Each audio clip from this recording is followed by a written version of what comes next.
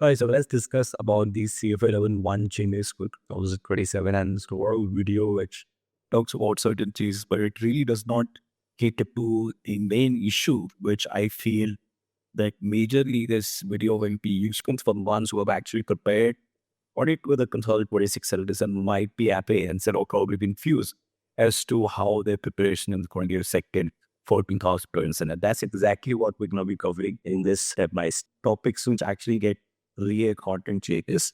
And the learning modules in terms of the volume are increases from 93 to 102, which basically means that it does not really mean that the content is expanded. It just means that maybe, as you see in this video, then there are new chapters which have been released, right? And these changes finally affect from 2027 Feb exam, which means if you're clearing for the November exam, there's absolutely no need for you to watch this video because it does not apply to you. Or these like say you are registering for 2027, that's when the changes will actually take. Another thing too is that there is no changes in topic weights as such. All the topic credits remain same as 2026 in there. Right? So let me categorize first these three types of changes which you will notice in the CFA Level 1 2027 step onwards. The changes, one is if I say it's same as before, that means actually there's change. If I say it's new for 2027, that means a new concept might have been introduced, a new topic might have been introduced. And when I said no about the test basically all the ingredients have been drawn. And there are certain LOSs, marketing chapters which actually have been removed for the recommend of the preparation. In my opinion, I actually will some those changes, right? So let's dive into first looking at quantitative methods. So on the left-hand side, we is seeing what were the old LOSs and the outcomes which were required. And on the right-hand side, we're seeing the new ones, right?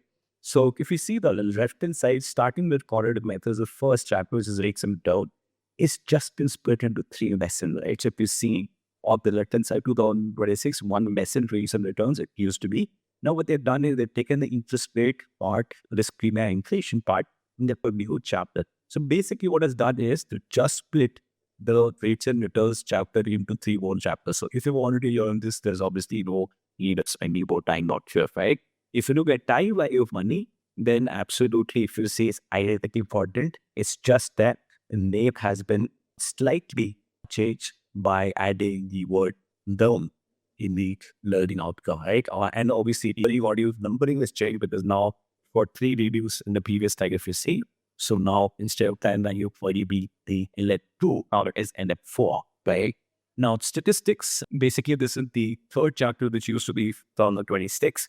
Now, what they've done is they've added three new topics, which is calculating of overvariance directly, semi-deviation, and coefficient of variations, which in some aspects was already calculated, but in terms of the outcome, they have introduced this other calculation, right? So not much, again, if you selected or prepared for 2026 already. Now, here's the change, which I think, I don't know whether to make out of it as a new content or is this reshuffling. In my opinion, it's mostly reshuffling. So what they've done is in probability trees and conditional expectation, this used to be basically talking about two topics, majorly about conditional expectation and Bayesian formula-based problem, which is very simple, straightforward.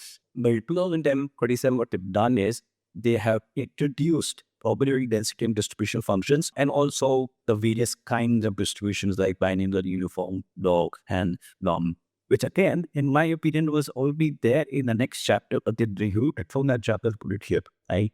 So again, if you've already studied probability density distribution functions in this chapter, there was still any need for preparing this content, right? And as you can see out here, this is the seventh chapter. The reason why Quant is taking so much time is because Quant has got maximum amount of perspective changes and one chapter, which is topic is equity, right?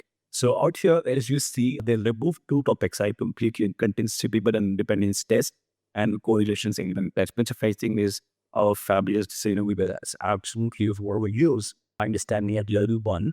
And there was no clear definition as to whether this can be expected for us to calculate in the exam or not. Here's contingency table, independence test had a huge formula, and mostly I think was bouncing off swing ranges heads when I got F2026, which is a welcome change. Okay? So that basically means that two lessons have been removed, And of course, you see the chapter name changes. It is slightly more consolidated to give you the light as to what you're lacking to inspect, right? Now, portfolio mathematics, which had with three chapters. Now, as I said, we already know how we can convert covariance and correlation. That's the reason why I said this topic was there as a part of portfolio mathematics, and so was standard deviation. And that has been removed from here and put in this chapter. If you just look at the statistical characters of asset returns, which made sense here, which when thinking it comes naturally to benefit a downturn and then it portfolio mathematics, right? So much pretty obvious, but they have actually shifted from portfolio mathematics to the statistical culture. But what they introduced is they have taken some of the portfolio management topics, which is minimum wage, portfolio accession frontier, CAPM equation, and the CAPM, and the put it in weights return of this page. I don't know why I've done that, because I thought that it made more sense in order to understand portfolio management, because at LLE, when the return does financial portfolio, which means now you have to also understand as portfolio management. Otherwise, this with you makes sense. And another thing is the fact that this might be again repeated in both and means the duplication. So again, if you already study portfolio management, I don't see a need to study this topic, right? So this remains cheap. Now, simulation methods, what they've revoked is normal versus log-normal relationship. And instead of that, they've actually introduced historical simulation. So basically, one learning method which comes our way with historical simulation. It might be just to read for 2027, right? Now, NF10, which is the simple linear regressions, your left-hand side shows these 5 outcomes. Now, in 2027, again, what they've done is they take the equity part or the corporate sense part, capital calculation, using the regression for the nucleus in which are good because in which ways the linear regression chapter did not have much of application shown for the 2027. So maybe the idea of introducing CAPM beta calculation outcome was because to introduce some form of actuation of the regression, right? Now, what it done is 2026 has removed the subject called as big data technique. I think because that is due to be removed that finally we have adopted a name called as inclusion to data science, which again I do not see much in terms of application because more or less it seems the same. That just combined the names into one base learning outcomes. Right? What they've done is they've taken these all. So left hand side, what we see what was the previous topic names, and what they've done is they just combined again. Right? So if we see in the first chapter, which used to be market optimizing structure, now what they've done is they've just split it into equity investment features, equity shares and traders. And this goes back to again 2023 syllabus. We don't have these topics, right?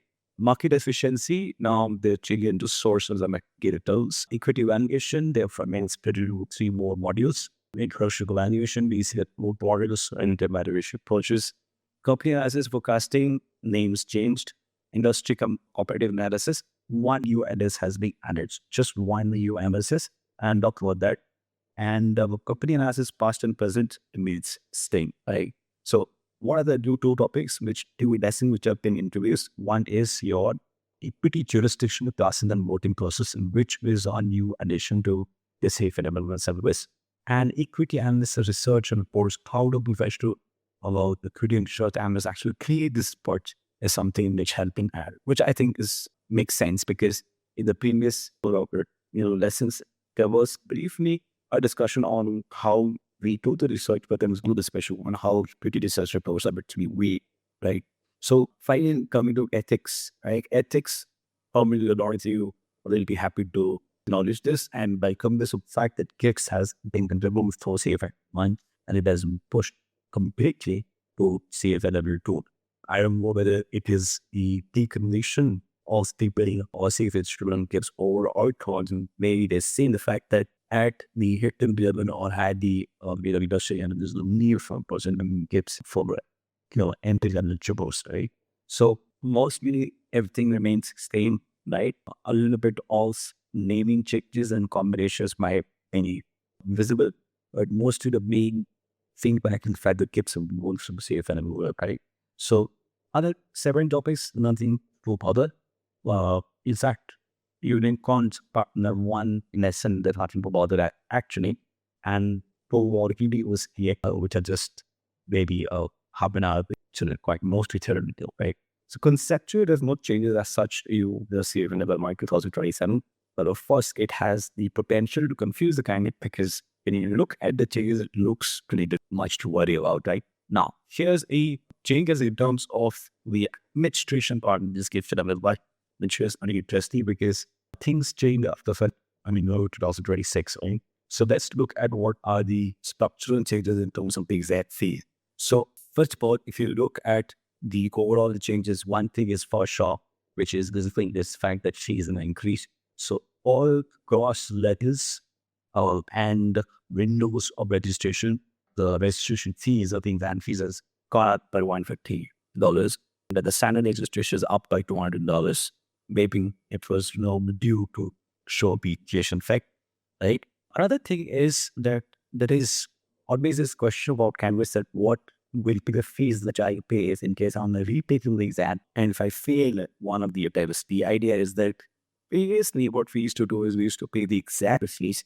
Now there's no applicant, which means for paying the entire 1140 as an early registrant for the exam fee, so which is a significant increase, almost 50% increase in the cost from a retaker side. So that's on top of the main issue, right? Now, deferrals, like used to be a cheap payout because people could use the deferral system to retake the exam if a kid is not prepared. That has been removed completely.